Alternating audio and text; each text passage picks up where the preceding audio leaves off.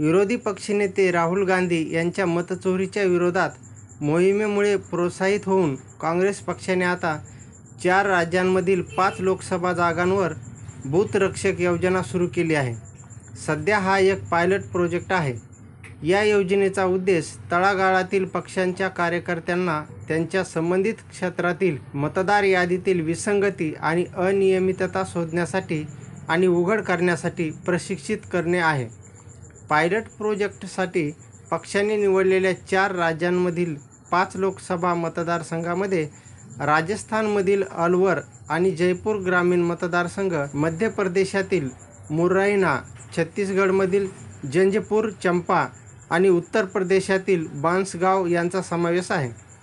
या मतदारसंघामध्ये 2024च्या लोकसभा निवडणुकीत काँग्रेस उमेदवारांचा पराभव अतिशय कमी फरकाने झाला. पायलट प्रोजेक्ट अंतर्गत प्रत्येक बूथ गार्ड 10 बूथचे प्रभारी असेल. त्यांच्या अंतर्गत 10 बूथ लेवल एजंट देखील काम करतील. या पायलट प्रोजेक्टच्या यशाची खात्री करण्यासाठी पक्षाने केंद्रीय पातळीवर 5 सदस्यांची टीम देखील तयार केली आहे. एका वृत्तानुसार बूथ गार्ड्सनी त्यांच्या संबंधित क्षेत्रातील तळागाळात काम करण्यास सुरुवात केली आहे. मतदार याद्यांची सखोल समीक्षा आणि सुधारणा करण्यासाठी हे पथक बूथ पातळीवर जात आहे. काँग्रेस सूत्रांचा हवाला देत अहवालात म्हटले आहे की ही टीम मतदार याद्यांमधील अनियमिततेचा डेटा गोळा करत आहे, जो पुढील चौकशीसाठी काँग्रेस हायकमांडला सादर केला जाईल. अखिल भारतीय काँग्रेस समितीच्या सूत्रांनी सांगितले की केंद्रीय टीम स्थानिक लेव्हलला मतदानाची फसवणूक कशी शोधायची याचे प्रशिक्षण देत आहे. ते ज्या मतदारसंघांना भेट देत आहेत त्या प्रत्येक बूथच्या मतदार याद्या तपासत आहेत.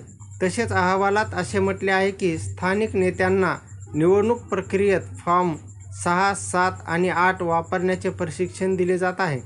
मतदार यादीत नावे जोडण्यासाठी आणि वगळण्यासाठी आधार पडताळणीसाठी बूथ लेव्हल टीमना प्रशिक्षण दिले जात आहे. ही पथके मतदान चोरीबद्दल स्थानिक जागरूकता कार्यक्रम राबवत आहेत. एका पायलट प्रोजेक्टचा भाग म्हणून एकाच पत्त्यावर मोठ्या संख्येने मतदार जोडले गेले आहेत का किंवा त्याच नावाच्या मतदारांची डुप्लिकेट आहेत का हे शोधण्यासाठी बूथ व्हिजिटर्सला विशेष प्रशिक्षण दिले जात आहे. पक्ष बूथ व्हिजिटर्सना बूथ स्तरावर अपात्र मतदार कसे ओळखायचे याचे प्रशिक्षण देत आहे. या व्यतिरिक्त त्यांना मतदार यादीत मृत मतदारांचा समावेश आणि जिवंत लोकांना मृत घोषित करून त्यांची नावे वगळण्याच्या प्रकरणांची चौकशी करण्यास सांगितले आहे. या 5 लोकसभा मतदारसंघामध्ये मतदारांची नावे जोडण्याच्या आणि वगळण्याच्या प्रक्रियेबद्दल पक्ष जागरूकता निर्माण करत आहे. 2024च्या लोकसभा निवडणुकीत जयपूर ग्रामीणमधील काँग्रेसचे उमेदवार अनिल चोप्रा यांचा भाजपचे उमेदवार राव राजेंद्र सिंह यांच्याकडून फक्त 1615 मतांनी पराभव झाला. या मतदारसंघात एकूण 380 बूथ आहेत, त्यामुळे 30 बूथ गार्ड तैनात करण्यात आले आहेत.